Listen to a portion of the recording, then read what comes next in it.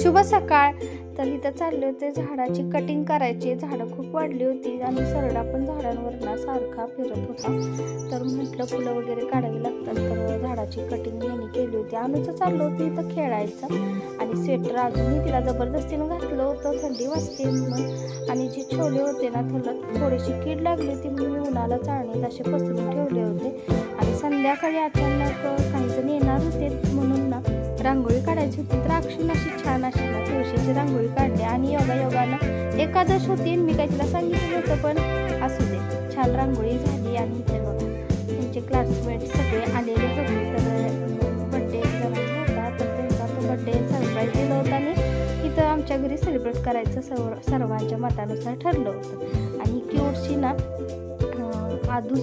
आदिश्री काहीतरी हिचं नाव होतं, तर आदू म्हणत होते. ती अनुश्री आणि ती आदिश्री खूप छान बोलत होती. तर नाही इतकी बडबड करत होती. अनु अगदी शांत आणि ती खूप बोलत होती, खूप क्यूट होती, छान होती ना.